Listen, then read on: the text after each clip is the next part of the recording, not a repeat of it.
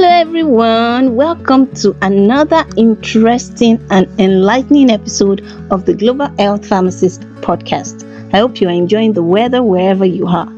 It's rainy season in Nigeria and the weather ranges from cool to cold on most days. So this is the period we have to dress warm and carry our umbrellas around. However, it's summer in the UK, US and some other countries and people are enjoying the sunny weather wearing sundresses and light clothing. All in all, I hope you are enjoying yourself wherever you are and you are dressing appropriately according to the weather in your area. The topic I'll be discussing today is not really season specific or weather specific, although it tends to occur more in the rainy season in Nigeria and more in spring, summer and fall in other climes. There is the seasonal version of it, okay? So it happens all year round, basically. What I'll be discussing today is allergies. Yes, allergies. What comes to mind when you hear the word allergy? I know majority of people only know about food allergies. Oh, I am allergic to peanut, or I'm allergic to seafood, or I am lactose intolerant and all of that. But it goes beyond that. There are various types of allergies and that is what you'll be learning on today's episode. Also, I'll be breaking some myths around allergies. There are a lot of people that have many misconceptions about this and they have lived with all of these misconceptions over the years. And these are things that affect our lifestyles, the way we do things. So I'll be correcting those today, alright? Recently, a senior colleague shared with me how she experienced a rare type of allergic reaction to mold. And it took a while for her to realize this.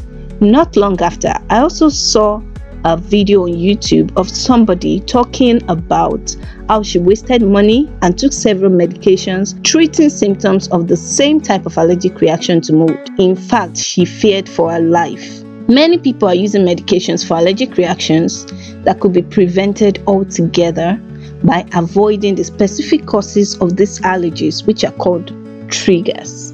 Let me not get ahead of myself, okay, and just take it one after the other. So without further ado, let's get right into it. First things first, what are allergies? Allergies are the immune system's overreaction to foreign substances. You see, when these foreign substances get into the body, normally in a healthy individual, they should be harmless. They are harmless substances.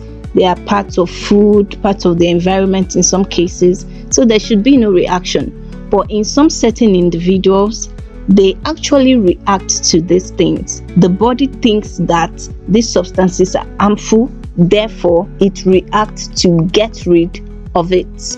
And this is what the immune system does in the body. The immune system is the body's first line of defense against invaders like germs. It helps to protect from getting sick, promotes healing when we are unwell or injured. You see, that is why we talk about you strengthening your immune system by eating nutritious foods, exercising, getting enough sleep, quitting smoking, reducing alcohol consumption or stopping it altogether in order to boost your immunity, because your immunity is like your shield. It's a large network of organs, majorly the white blood cells, proteins, and some other chemicals.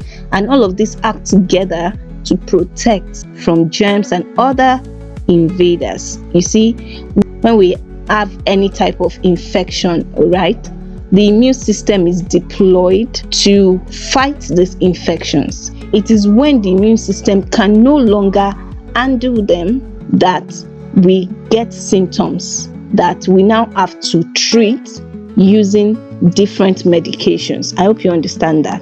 Immune system protects the body from these harmful substances or pathogens by creating antibodies called immunoglobulins. There are several types of immunoglobulins. They fight, the microorganisms like bacteria, viruses, parasites, and the foreign chemicals, the foreign bodies. Immunoglobulin E is a type that responds to certain substances and causes what we call allergic reactions. The allergic reaction will cause various symptoms ranging from mild inflammation to even life-threatening reactions.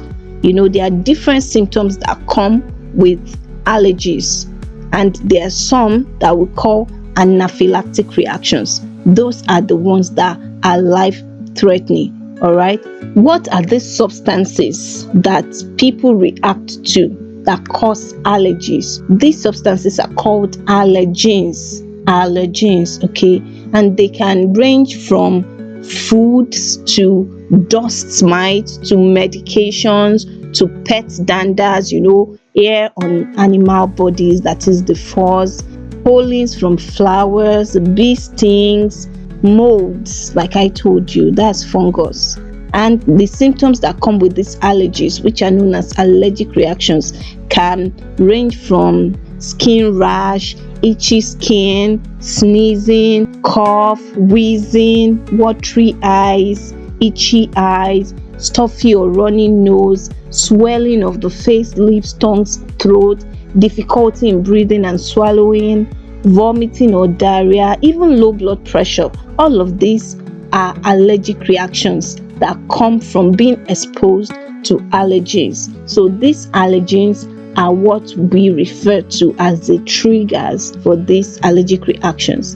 And these allergic reactions can last as long as one is exposed to the allergens. In case of that mold toxicity, the one I said, shared it on our YouTube channel, she would get better once she was away from the allergen.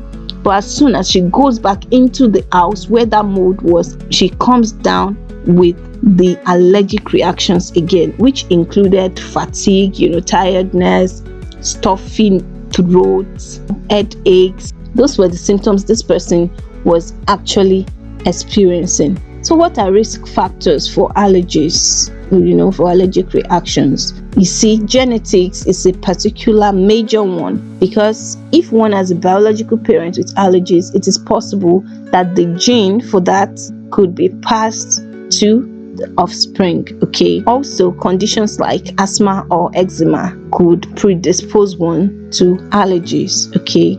If you inhale dust, for example, as an asthmatic patient, it could lead to allergic reactions. And there are ways to actually detect these allergies, especially when you know that you fall sick around a particular time, or you notice that you react somehow to a particular substance.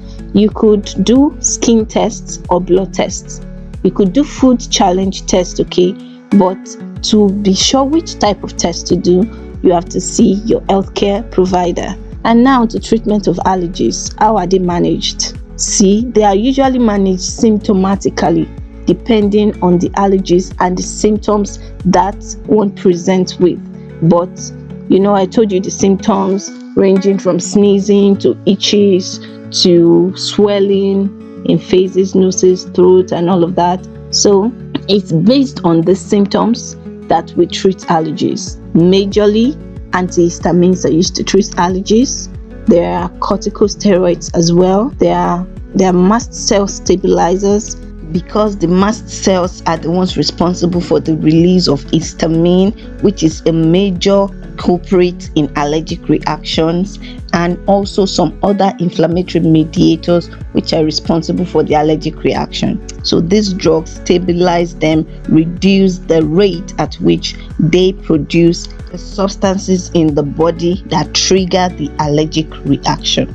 There are allergy shots, okay? There are monoclonal antibodies used to treat allergies depending on your need and the type of allergy you have. And that is the prerogative of your healthcare provider to know which one to treat which. But your duty as a person is to note what you're allergic to, okay? When you eat a particular thing and you notice that, I feel this kind of way, you notice one of those symptoms that I've listed when you eat a particular type of food, then you should know maybe I'm allergic to this food, okay? Because there are food allergies, like I told you, there are environmental allergies, there are skin allergies. The food allergies, some people react to eggs, some to seafoods like shellfish, some to peanuts, I've mentioned. And Some of this can be life-threatening. Within minutes, one's airways could be inflamed, there's difficulty in breathing, they could just enter into coma and never recover. Okay, the environmental allergies, like the ones triggered by pollen, like I've said, pet dander, that is fuzz, feathers, and all of that, dust mites, those are environmental allergies. There's skin allergies, dermatitis, eczema, hives from soaps or detergents. Some people, once they wash their clothes with a particular detergent, they start itching all over. They start having inflammation all over their skin. Some, they are even allergic to some kind of smell, maybe from a perfume and all of that. These are the different types of allergies you should note. So it is your duty to note what you react to. Not everybody has allergies. I've said it.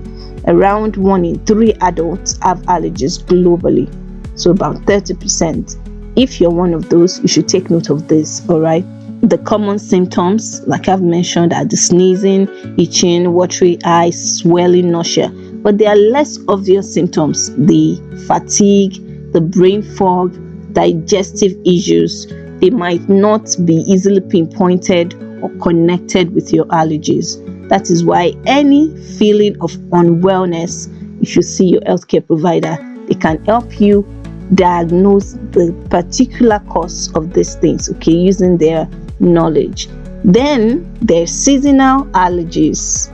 In the introductory part, I've told you that allergies can be seasonal and they can be year-round. So seasonal, I've said that in the US it happens majorly in spring, in summer, in fall, because this period, spring is when flowers bloom, there's some rainfall. You see, in fall, these flowers, they shed, there's dust everywhere. In summer, the same thing, there's dust around. So people can get allergies around this period. In rainy season, everywhere is moldy. Some people, they experience flooding, the houses have molds all over, everything is cold, some clothes will not dry on time, they develop mold, so people are exposed to the triggers, the allergens. Some people, not even rainy season, their house gets waterlogged, maybe due to some reasons, and they're exposed to mold. Some people have pets, they do not even know that they are allergic to them until after some time. They just notice that whenever the pet comes around them or they carry them, they start sneezing, all right? Actually know when to avoid your triggers and what the triggers are. But then, because of modern life, because of technological advancements, there are triggers everywhere now. There are allergens everywhere that we also should be conscious of.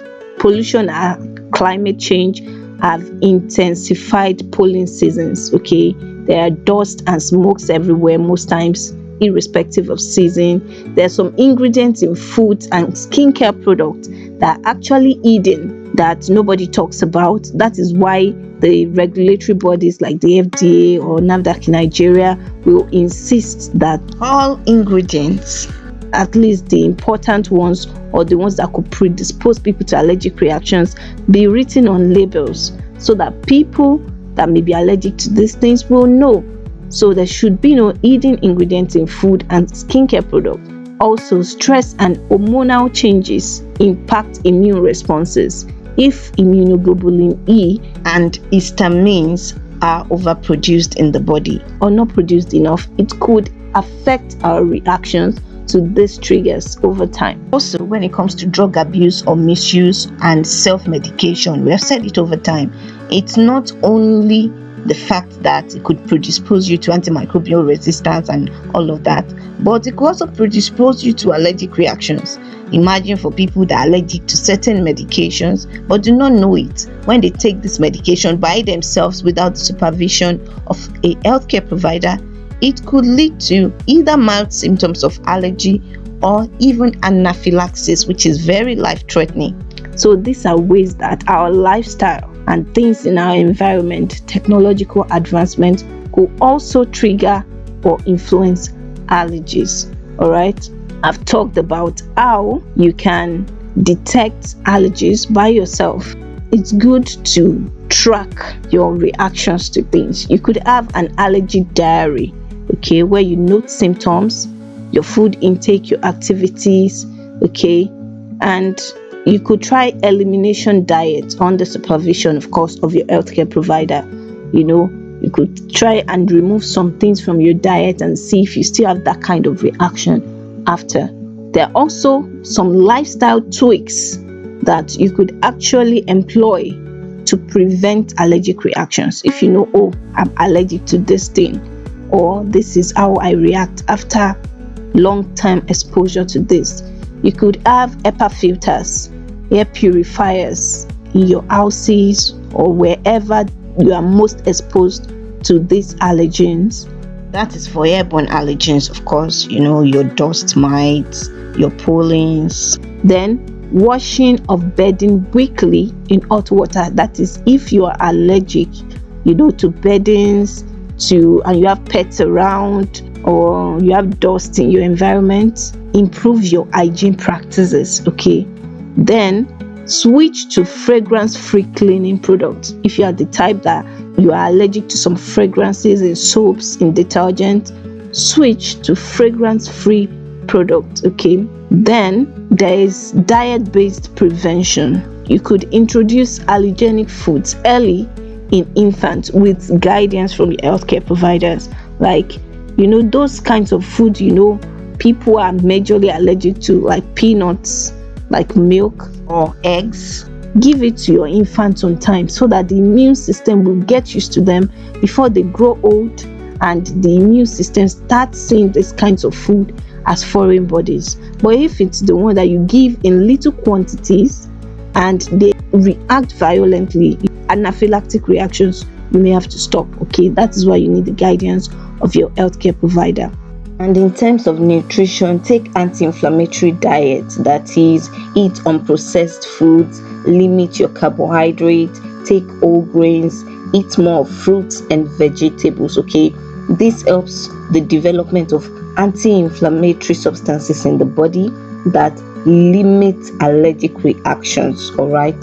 Talking about first aid for allergies, picture this: you are in a restaurant, maybe a seafood restaurant, and the next table to you, somebody just started gasping for breath, started wheezing, holding their throat, the face is already getting red, they're losing their breath. What should you do in this instance? The best thing to do is to get rid of the trigger, the allergen, that is the food they're taking. If they are swallowing it already, let them just remove it, vomit it if possible, okay? Then call the nearest ambulance. Call an ambulance so that they can quickly take them to the nearest emergency room, okay? It's not something that you can just take any medication and say you want to give it, or an antidote or something like that. You understand? In most cases, people that have allergies have EpiPen, okay? That is an epinephrine pen, which is used to treat some certain allergies, okay? But it's not something that people would just have in their first aid box, except owned by a paramedic. That is why you should call the ambulance as soon as that happens. But remember the rules of first aid, ABC, that is airway, breathing, circulation. Those have to be ensured before the ambulance arrives. So that is not the time to crowd the said person. Make sure that there's enough space for them to breathe, while waiting for help to come, and do your best to just reassure them, for them to not panic, so that when the ambulance comes, they can do their thing. All right. And finally, to the myth busting part. In the introductory aspect, I said that some people believe that being lactose intolerant is a food allergy. This is not true. Being lactose intolerant is different from having a food allergy. So, number one myth I'll be busting is that lactose intolerance is actually not an allergy. It is a digestive issue where the body can't properly break down lactose, that is a sugar found in milk and dairy products, because they lack the enzyme lactase. But food allergy, on the other hand, let's say milk allergy, because lactose is present in milk. Any milk containing products like yogurt and all of that, they have lactose in them. So you might actually be allergic to milk and think that you are lactose intolerant. You understand? But if you have milk allergy, it is because your immune system is reacting to the protein in that milk in your food, which is causing those reactions. Majorly, lactose intolerance has symptoms like bloating, like gas, flatulence, like diarrhea, because of the undigested lactose which is fermenting in your colon. Whereas the food allergy, maybe your milk allergy now, has the reaction that I've talked about, from itching to difficulty in breathing, anaphylaxis. That is the severe form. Do you understand? And number 2, you can't develop allergies as an adult. You could actually. I know I talked about diet-based prevention, which you could introduce these allergenic foods in infants. But there are people that have never had those kinds of foods, maybe due to the part of the world in which they live. They now relocated and wanted to try new cuisine, found out that they are allergic to that. So you could actually have allergies as an adult. I said 1 in 3 adults worldwide have allergies. Okay. Another myth is natural remedies are always safer. Some people are allergic to some kind of medications like penicillin. Some people have anaphylactic reactions to them. Some people react to sulfonamides. Some people now say, oh, it's better to just take herbs instead of these medications that people react to. That is not true, because some herbal solutions cause allergic reactions themselves. The allergy is caused by substances, either natural or synthetic.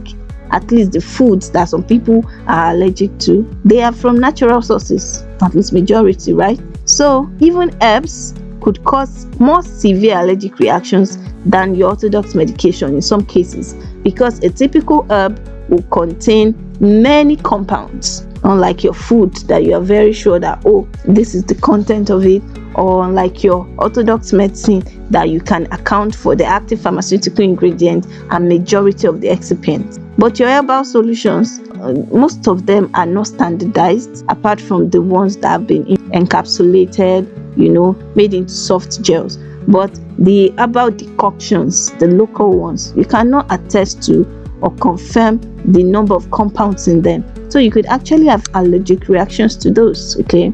Then another myth that I want to break, which is the last one, is all antihistamines make you drowsy. Like I said, antihistamines are the major medications used to treat allergic reactions, because they block the histamine receptor, which is responsible for that reaction in the first place. But not all of them cause drowsiness, because some people say, oh, I can't take antihistamines, they make me drowsy. The second generation antihistamines, which do not cause drowsiness, okay? They are safer options with reduced risk of drowsiness.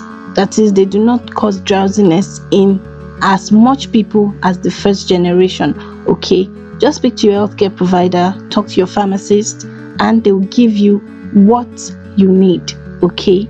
And that is it about allergies. I've told you what allergies are, how they come about, the symptoms of these allergies, the risk factors, how to track your allergies, how to avoid triggers, the kind of symptoms, the kind of triggers, the allergens in this case. I've told you the types of tests you can do, the kinds of medications to take for them. So I hope that you've learned a thing or two on today's episode. This episode is actually packed full of information, all right? If you listen to this even more than once, I'm sure that you'll be able to avoid triggers and be able to take care of your allergies. So why not share it with somebody as well, so that they can benefit from this premium information? If you have any questions about this, if you have a story to share about how you actually realized that you were allergic to a particular trigger or allergen, please do let me know in the comments. Your questions can be sent via DM on the various social media pages or via mail at globalhealthpharmacistpodcast@gmail.com. Of course, you know that the podcast is hosted on Spotify. It's available on other podcast hosting channels as well, from Apple Podcasts to Amazon Music to Castbox and other podcast hosting channels you can think of. You also know you can access it via Google just by Googling the Global Health Pharmacist Podcast, and it will bring out as many platforms as possible from which you can listen. Then you can pick your preferred ones. Do not forget to share this podcast, to like the episode, to comment, to follow, to subscribe to the podcast. Okay, I'm on Facebook, on TikTok, YouTube as the Global Health Pharmacist Podcast, on X as Fan Podcaster, on LinkedIn and Bemisola at DBC Joseph. Let's connect, let's collaborate. Okay, if there's anything you want me to talk about on this podcast that I haven't, please let me know. I'm here for you. I will let you know. I'll break it down for you as simply as possible so that you can understand it better and so that you can take care of your health better.